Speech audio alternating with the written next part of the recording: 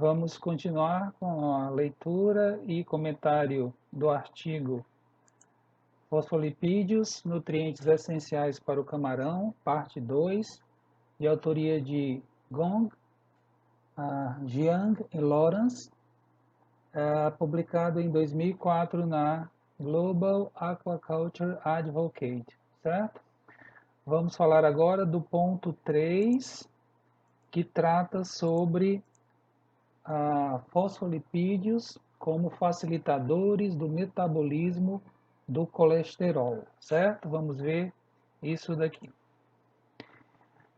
Assim como os fosfolipídios, o colesterol também é um componente das biomembranas ou das membranas biológicas. Não é tão abundante quanto os fosfolipídios, mas estão lá presentes, o colesterol, certo? O colesterol desempenha um papel duplo na membrana, por atuar na fluidez dessa membrana, certo? E é uma fonte efetiva de precursores de hormônios esteroides necessários para muda, crescimento e reprodução do camarão, certo? Então, o colesterol ele tem um papel importante na característica física, o estado físico fluido, dessa fluidez à membrana celular, e além disso ele vai ser fonte desses precursores, né? Vai ser um precursor utilizado na formação de hormônios esteroides, né? Importantes não só para a reprodução, mas também muda, né? E crescimento do camarão. Os camarões não podem sintetizar colesterol, tá? Logo, o colesterol é considerado, assim como os fosfolipídios, o colesterol é considerado um nutriente essencial para o camarão, portanto, ele precisa, como não há síntese orgânica, ele depende da obtenção desse composto do colesterol na dieta para a manutenção da sua saúde e crescimento, tá? Não existe essa chamada síntese de novo, né? Que é a partir de precursores que estejam presentes na célula, como por exemplo o acetato e o mevalonato. Embora o organismo do camarão possa ter habilidade para remover radicais alquilas, tá?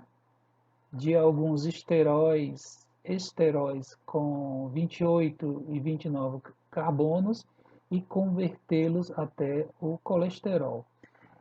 Tem uma parte química aqui que não vem ao caso agora, tá? Essa remoção de radicais alquilas, mas de todo modo, existe aqui um composto que é quase um colesterol, né?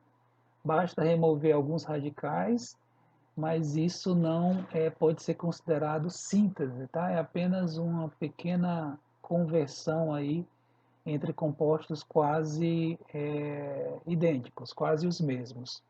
De tal forma que o colesterol é um nutriente essencial exigido na dieta dos camarões. As exigências dietéticas de colesterol, tá? Variam de 0,12 a 2%. 2% parece muito, tá? Hoje em dia se fornece até 0,5% de colesterol na ração do camarão, tá? Agora um ponto importantíssimo desse artigo, um dos pontos altos do artigo, é o seguinte, ó. A relação nutricional existente entre os fosfolipídios e colesterol tem sido uma área de grande interesse, né, na nutrição do camarão por um longo tempo, tá? Os fosfolipídios da dieta, eles melhoram, tá? Eles aprimoram os processos de digestão, assimilação, emulsificação e absorção do colesterol. Além disso, atuam no transporte e mobilização do colesterol. Portanto, pessoal, para que o colesterol do alimento, da ração, seja corretamente utilizado, ele seja assimilado, tá? Ele seja transportado, ele seja mobilizado, vai haver aí uma dependência da presença, da atividade dos fosfolipídios. Portanto, o metabolismo do colesterol está atrelado, está preso ao metabolismo dos fosfolipídios. Se houver uma deficiência de fosfolipídios, por mais que exista colesterol na dieta, esse colesterol vai ser mal utilizado, tá? Embora tenha sido sugerido que os fosfolipídios da dieta melhoram a disponibilidade ou aumentam, né, a disponibilidade do colesterol do alimento para o organismo do camarão, muitos experimentos não conseguiram provar isso, quando um estudo realizado no ano 2000 pelo primeiro autor, tá, e colaboradores finalmente conseguiu demonstrar que existe, de fato, uma interação muito significativa entre a concentração dos fosfolipídios e do colesterol da dieta e o crescimento do lipopneus Vanamei, tá? Os principais resultados desse trabalho. Esse estudo mostrou que, à medida que as concentrações de fosfolipídios na dieta aumentaram de 0 a 5%, tá? As exigências de colesterol foram reduzidas de 0,35% para 0,05%. Tá? Então, na ração experimental do Vanamei, que não tinha fosfolipídio, para manter o crescimento e a saúde do camarão, teve que colocar um nível bastante elevado de colesterol. À medida que essa concentração de fosfolipídios foi aumentando, tá? Em outras dietas experimentais, a necessidade do colesterol, a exigência dietética do colesterol foi diminuindo. Portanto, como o colesterol, tá, é um composto, né, é um ingrediente realmente muito caro, é interessante usar uma concentração de fosfolipídios a mais alta possível, de tal forma a poupar ou economizar a utilização do colesterol, tá? Se você trabalhar com nível ótimo de fosfolipídio na dieta, você consegue trabalhar com níveis mínimos de colesterol, e claro que isso vai trazer benefícios quanto à parte econômica, né? Diminuir os custos de produção de ração.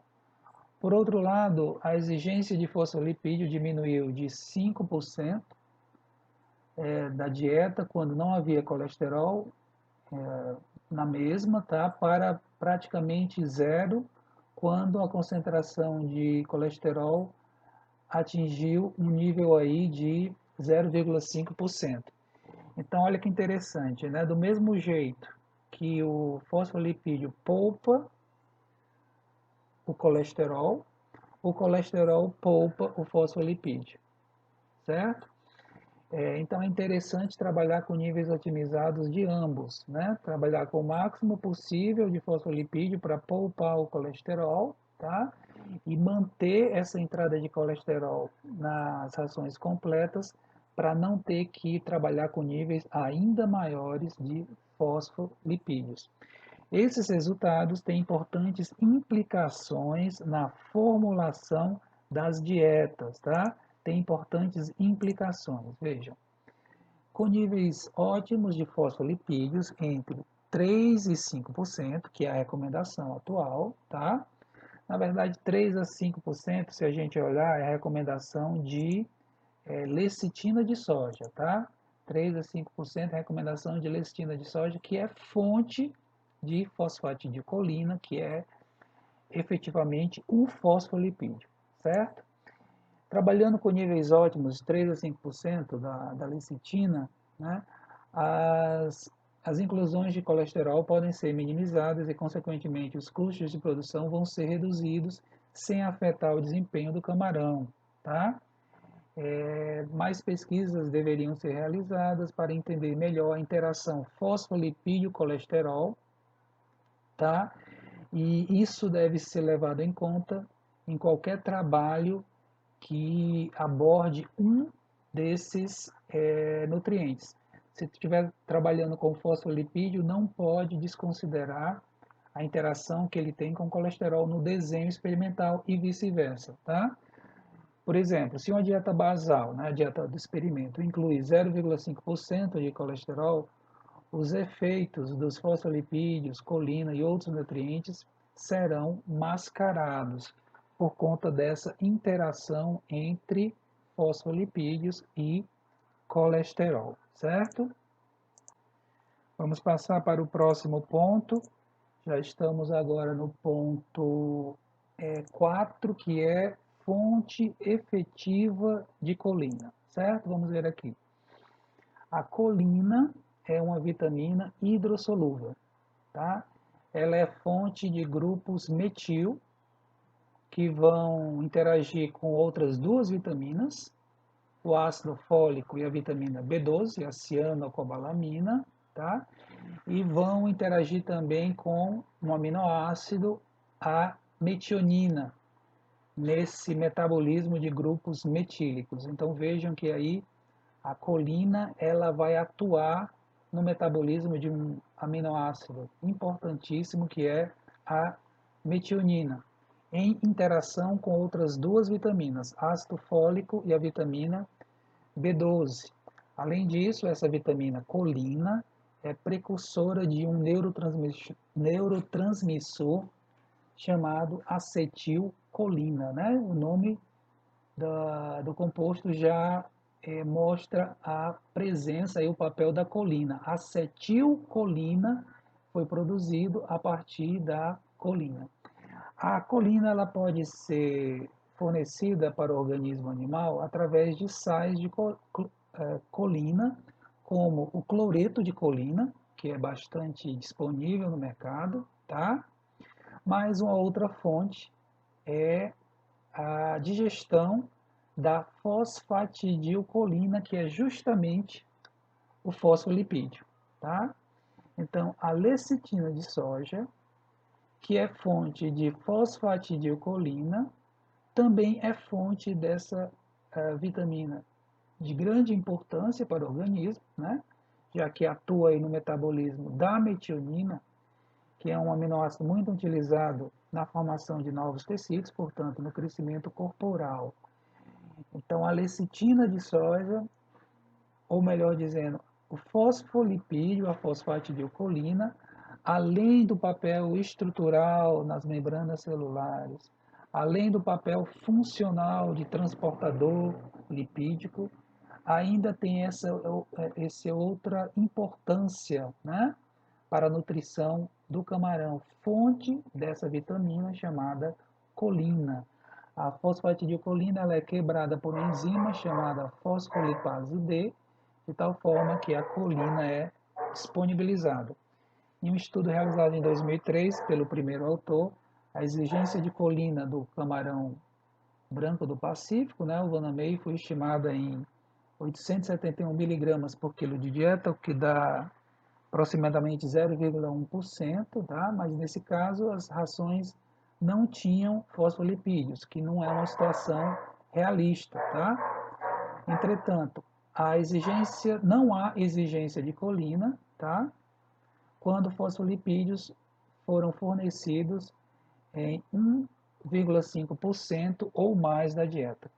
Então, se a ração tiver um nível de inclusão de lecitina de soja que forneça pelo menos 1,5% da fosfatidilcolina, que é o fosfolipídio, essa entrada, tá, de fosfolipídio já vai atender as outras exigências para fosfolipídios, estrutural, a parte funcional, né, transportador lipídico, e além disso vai atender, vai suprir a exigência da colina, dessa vitamina, certo? Vejam só, pessoal, a importância enorme da lecitina de soja, tá? Além de tudo que a gente vinha falando sobre os fosfolipídios, né? Já que ela é uma fonte, principal fonte utilizada na indústria de nutrição, principal fonte de fosfolipídios, a lecitina de soja, além disso é fonte de uma importante vitamina, que é a colina. O estudo sugeriu que a suplementação de lecitina de soja pode efetivamente fornecer uma quantidade suficiente de colina para o crescimento do camarão, normal crescimento. E além disso, a síntese de fosfolipídios a partir da colina não atende às exigências de fosfolipídios do camarão. Você entrar com cloreto de colina, por exemplo, pensando que dali, né, o animal vai conseguir sintetizar fosfolipídios, isso não vai funcionar, tá? Pode até haver uma síntese, mas muito pequena, muito baixa, não vai atender nem de longe, tá, as exigências para fosfolipídios. Uma aplicação prática desses resultados, né, na formulação de rações para o camarão, é que a suplementação da dieta com lecitina, se você fizer a suplementação em níveis adequados, pode excluir a necessidade da adição de sais de colina, tá? Então veja, né? Aí o conhecimento do formulador. Ele sabe que a lecitina é fonte de colina, ele está entrando com nível de inclusão de lecitina que já vai atender às exigências de colina. Por que que ele vai incluir o cloreto de colina na ração, dentro ou fora do premix vitamínico, tá? Não faz sentido. Então, se já atendeu a exigência de colina através da lecitina, não usa o cloreto de colina, tá? Você tem aí uma diminuição nos custos de produção, de formulação, porque você não vai empregar um ingrediente de forma desnecessária, tá? Vamos dar uma paradinha aqui, já estamos com 16 minutos.